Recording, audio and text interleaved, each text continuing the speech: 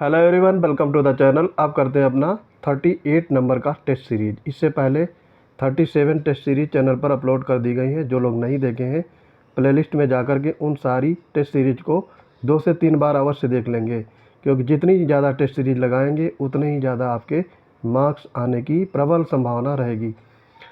और इन सब की PDF या फिर अन्य स्टडी मटेरियल अवेल करना है तो हमारे टेलीग्राम चैनल UPPSC मेकर में जुड़ जाएंगे। डिस्क्रिप्शन में मैं उसकी लिंक पिन कर दूंगा, वहां से आप डायरेक्ट टेलीग्राम चैनल पर पहुंच जाएंगे और फिर वहां देखेंगे बहुत सारे study material books PDF format में अवेल कर सकेंगे। तो बढ़ते हैं अपने आज के टेस्ट सीरीज की तरफ। पहला क्वेश्चन है, कौन सी विशेषताएं भारतीय संविधान की संघीय प्रकृति का प्रतिनिधित्व नहीं करती हैं? तो संघीय संविधान में जो नागरिकता होता है ये प्रतिनिधित्व नहीं करती है। ठीक है, वहाँ पर नागरिकता 2 प्रकार की होती है। जैसे आपका ये सिस्टम USA में है, वहाँ पे राज्य की भी नागरिकता लेनी पड़ती है और एक सेंट्रल की भी। तो यहाँ पे पहला पार्ट सही हो जाएगा। राज्यों में परिवर्तन से संबंधित विधेयक को प्रस्तुत करने हेतु अनुच्छेद 3 द्वारा निर्धारित शर्तों में से कौन सा एक है? ये 4 ऑप्शन दिए गए हैं, इनमें बताना है। तो ये होता है आपका राष्ट्रपति की पूर्व अनुशंसा। बी पार्ट यहाँ पे करेक्ट हो जाएगा। जब बिल विधेयक प्रस्तुत किया जाता है तो राष्ट्रपति की इसमें पूर्व अनुशंसा अनिवार्य होती है। आगे बढ़ेंगे। कौन सा अधिनियम संविधान के लागू होने के बाद नागरिकता के अर्जन और समाप्ति को नियंत्रित करता है? क्वेश्चंस को बड़े ध्यान से पढ़ेंगे क्योंकि काफ़ी इंपॉर्टेंट क्वेश्चन दिए गए हैं। ये होगा आपका नागरिकता अधिनियम 1955। बी पार्ट यहाँ पे करेक्ट हो जाएगा। आपको पता होगा संविधान में भाग 2 के अंतर्गत 5 से 11 के अनुच्छेद के अंतर्गत नागरिकता का प्रावधान दिया गया है। भाग 2 में है 5 से 11 जो अनुच्छेद हैं वो आपके नागरिकता के प्रावधान से संबंधित है। मौलिक अधिकारों के महत्व के संबंध में विचार करना है। इन्होंने सामाजिक समानता और सामाजिक न्याय की आधारशिला रखी। पहला पॉइंट है और सही है ये भारतीय राज्य के धर्मनिरपेक्ष ताने बाने को मजबूत करते हैं। करेक्ट है ये। और ये सरकार के अधिकार की निरंकुशता पर रोक लगाते हैं। तो ये तीनों सही हो जाएंगे। डी पार्ट आपका करेक्ट हो जाएगा। कथन कारण देखेंगे। संविधान की प्रस्तावना भारत को एक संप्रभु समाजवादी निरपेक्ष धर्मनिरपेक्ष और संघीय राज्य व्यवस्था घोषित करती है। कारण इसमें दिया है, संविधान न्याय, स्वतंत्रता, समानता और बंधुत्व को उद्देश्यों के रूप में निर्दिष्ट करता है। तो यहाँ पे देखो एक चीज़ गलत दिया गया है, ये संघीय राज्य नहीं है। ठीक, तो पहला गलत हो जाएगा और कारण उसका सही है। तो यहाँ पे कथन गलत है, कारण सही है। डी पार्ट आपका राइट हो जाएगा। 6वें नंबर में देखेंगे, यद्यपि भारतीय संविधान में स्पष्ट रूप से उल्लेख नहीं किया गया है, परंतु किस संवैधानिक प्रावधान के आधार पर सूचना के अधिकार को मौलिक अधिकार माना जाता है? तो ये आपका हो जाएगा जीवन एवं व्यक्तिगत स्वतंत्रता का अधिकार। और ये अनुच्छेद 19 1 ए के अंतर्गत आता है, ये ध्यान रखेंगे। जीवन और व्यक्तिगत स्वतंत्रता का अधिकार आपको पता होगा, जो RTI आया था 2005 में 12 अक्टूबर को, तो ये ध्यान रखेंगे। कौन सा संवैधानिक अनुच्छेद राज्य के नीति निर्देशक सिद्धांतों को सशक्त बनाता है?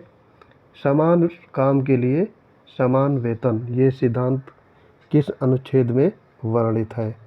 तो ये वर्णित है आपका अनुच्छेद 39। सी पार्ट आपका करेक्ट हो जाएगा। समान काम के लिए समान वेतन।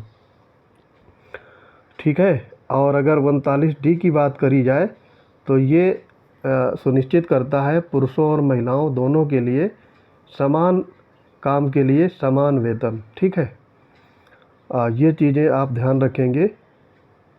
और संसद ने वर्ष 1976 में समान पारिश्रमिक अधिनियम पारित किया था। एक्स्ट्रा फैक्ट भी आप सुनेंगे और उनको टेस्ट सीरीज के साथ ही कंठस्थ कर लेंगे तो ज़्यादा बेहतर होगा। मौलिक सिद्धांतों के संदर्भ में कौन सा कथन सही नहीं है? 1978 में 42वें संविधान संशोधन द्वारा नागरिकों के मौलिक कर्तव्यों को संविधान में जोड़ा गया था, तो ये आपका ईयर गलत दिया है, 1976 होना चाहिए और ये गलत होगा।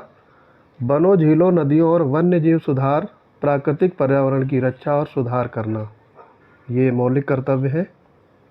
तो यहाँ पे आपसे पूछा गया है सही नहीं है, दूसरा वाला आपका राइट है, ये पहला सही नहीं है, तो ए पार्ट यहाँ पे करेक्ट हो जाएगा।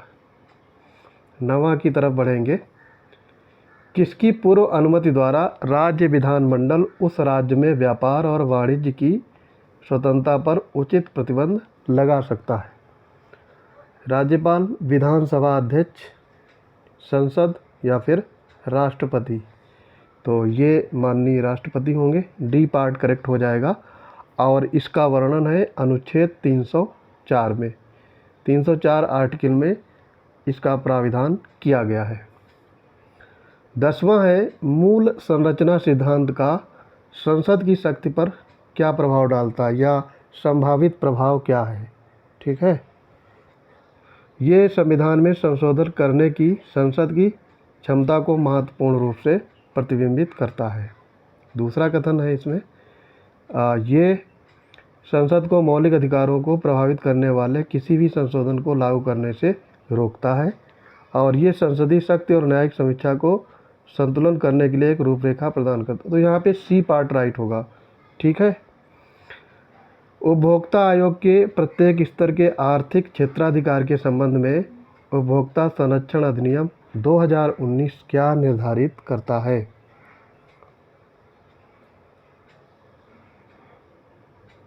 तो ये आपका होगा प्रत्येक स्तर पर अपना निर्दिष्ट आर्थिक क्षेत्राधिकार होता है, सी पार्ट यहाँ पे राइट हो जाएगा। 12वां है कौन सा संस्थान कार्यालय गैर संवैधानिक निकाय है? ये पूछा गया है। ऑप्शन है संघ लोक सेवा आयोग, वस्तु एवं सेवा कर परिषद, अनुसूचित जाति के लिए राष्ट्रीय आयोग या फिर राष्ट्रीय मानवाधिकार आयोग। तो काफ़ी इजी है, आपको पता होगा, राष्ट्रीय मानवाधिकार आयोग, डी पार्ट आपका करेक्ट हो जाएगा। ये एक गैर संवैधानिक निकाय है और इसकी स्थापना मानवाधिकार संरक्षण अधिनियम 1983 के माध्यम से की गई थी। तो सॉरी 1993 के में किया गया था ये, तो डी पार्ट करेक्ट होगा। 13 नंबर देखेंगे।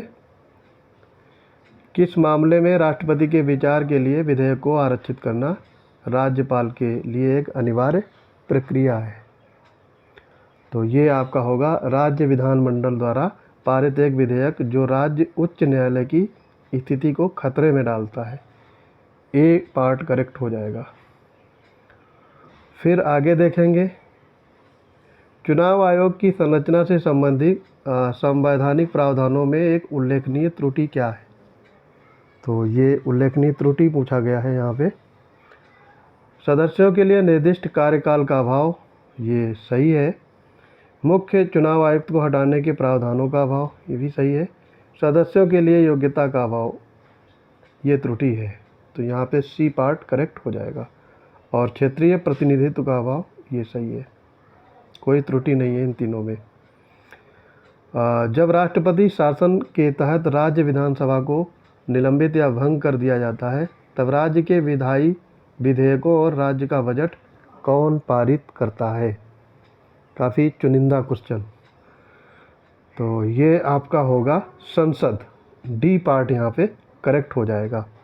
और ये अनुच्छेद 356 के तहत राष्ट्रपति शासन लगाया जाता है, तो उस समय संसद इनके बजट को पारित करती है।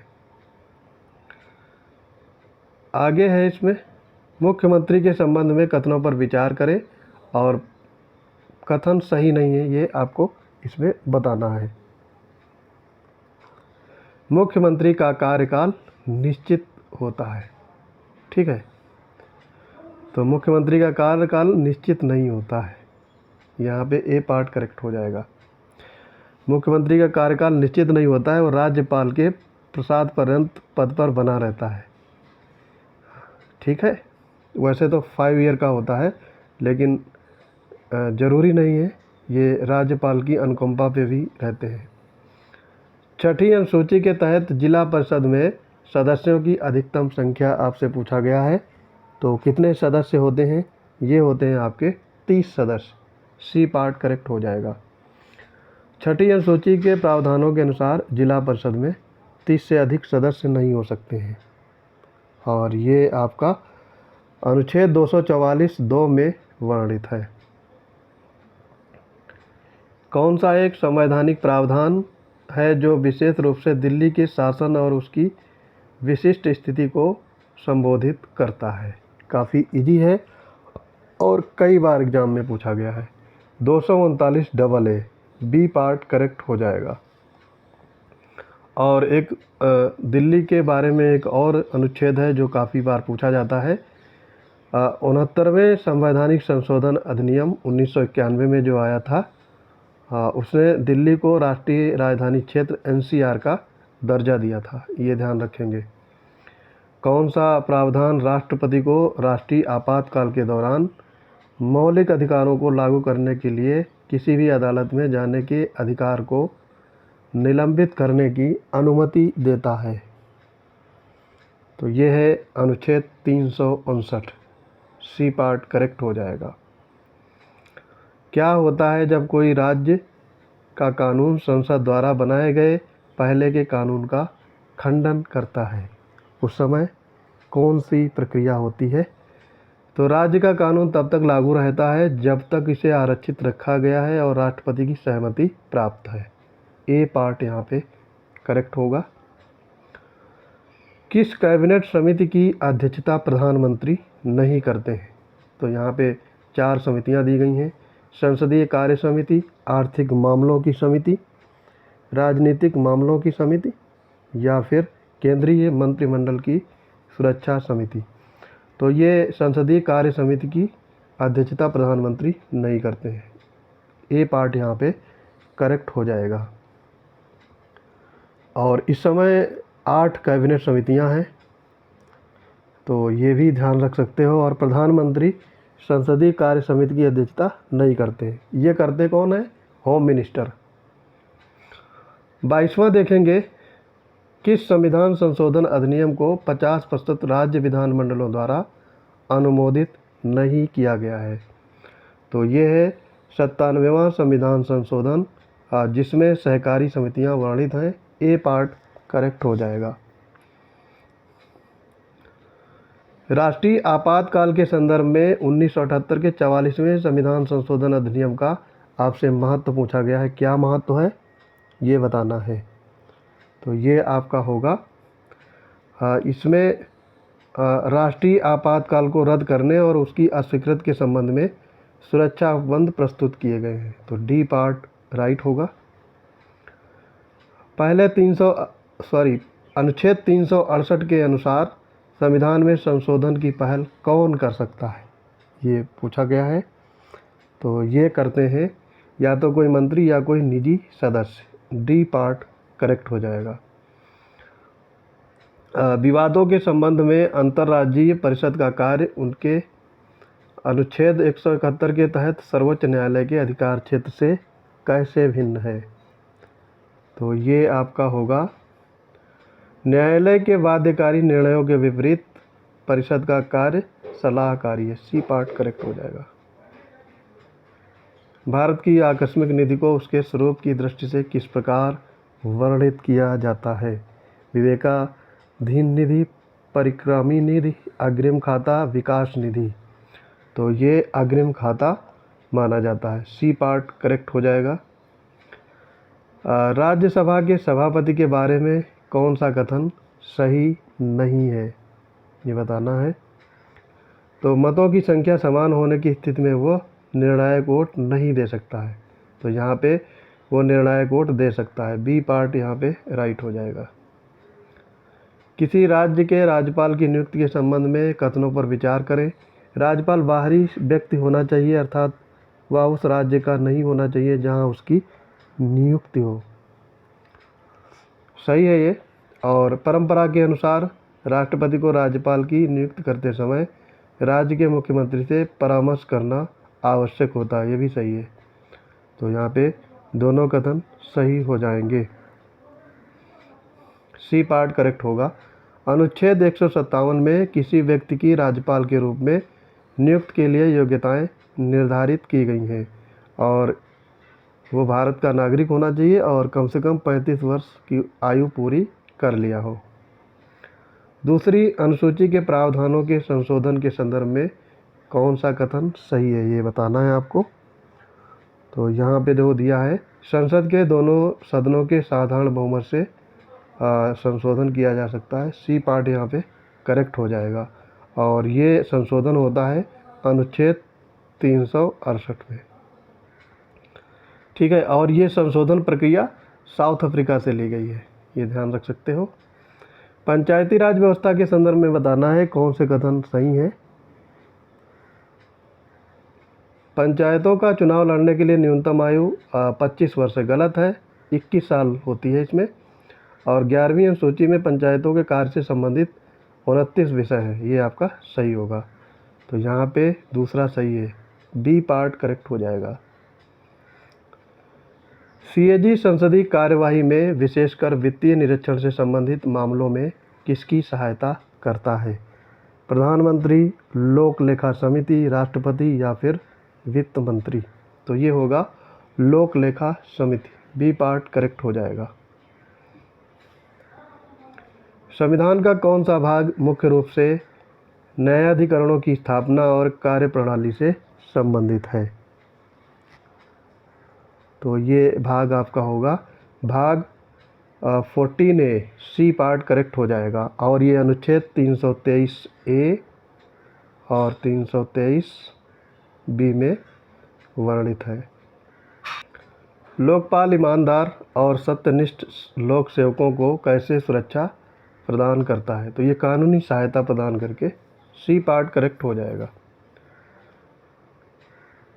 संयुक्त राज्य लोक सेवा आयोग यानी JSPSC के संदर्भ में बताना है कौन से कथन सही नहीं है। ये एक वैधानिक निकाय है, सही है ये। और JSPSC अपनी वार्षिक प्रदर्शन रिपोर्ट राज्यपाल को प्रस्तुत करता है, करेक्ट है ये। और JSPSC के सदस्यों की संख्या और उसकी सेवा शर्तें राष्ट्रपति द्वारा निर्धारित होती हैं, तो ये गलत हो जाएगा। ठीक है, तो यहाँ पे आपका